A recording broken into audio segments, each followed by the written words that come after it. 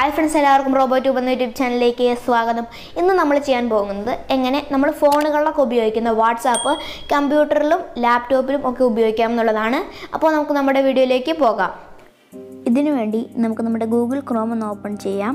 അതിനുശേഷം അതിൻ്റെ സെർച്ച് ബാറിൽ വാട്സാപ്പ് വെബ് എന്ന് സെർച്ച് ചെയ്യുക.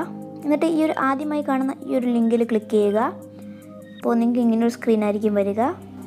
നമ്മുടെ ഈ ഒരു വാട്സാപ്പ് കണക്ട് ചെയ്ത് കഴിയുമ്പോൾ കുറച്ച് സമയങ്ങൾക്ക് ശേഷം ഈ ഒരു വാട്സാപ്പ് തനിയെ ലോഗൗട്ടായി പോകുന്നതായിരിക്കും.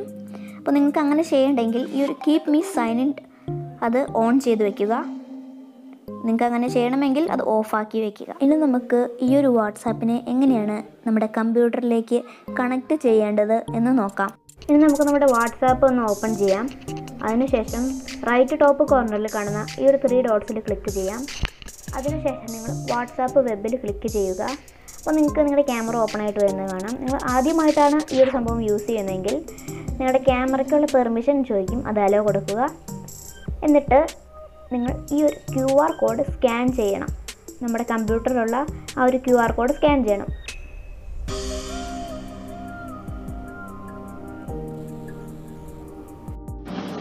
നമ്മൾ QR കോഡ് സ്കാൻ ചെയ്തപ്പോൾ ഈ ഒരു വാട്സാപ്പ് നമ്മുടെ കമ്പ്യൂട്ടറിലേക്ക് വന്നത് കാണാനായിട്ട് സാധിക്കും.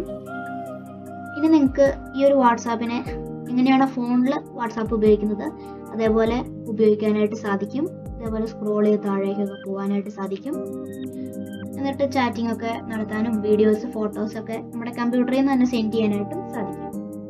അപ്പോൾ ഫ്രണ്ട്സ്, എൻ്റെ ഇന്നത്തെ കൊച്ചു വീഡിയോ നിങ്ങൾക്ക് ഉപകാരപ്പെട്ടാൽ വീഡിയോ ലൈക്ക് ചെയ്യാനും ചാനൽ സബ്സ്ക്രൈബ് ചെയ്യാനും മറക്കരുത്. പിന്നെ സബ്സ്ക്രൈബറിൻ്റെ തൊട്ടിപ്പുറത്ത് കാണുന്ന ആ ബെൽ ബട്ടണും കൂടി എനേബിൾ ചെയ്തിട്ട് കഴിഞ്ഞാൽ ഞാൻ അപ്ലോഡ് ചെയ്യുന്ന പുതിയ വീഡിയോസ് നിങ്ങൾക്ക് നോട്ടിഫിക്കേഷൻ ലഭിക്കുന്നതാണ്. പിന്നെ നിങ്ങളുടെ അഭിപ്രായങ്ങളും നിർദ്ദേശങ്ങളും താഴെ കാണുന്ന കമൻറ്റ് ബോക്സിൽ കമൻറ്റ് ചെയ്യാനും മറക്കരുത്. അപ്പോൾ അടുത്തൊരു കിടലും വീഡിയോയുമായി കാണുന്നവരേക്കും ടാറ്റ, ബൈ ബൈ.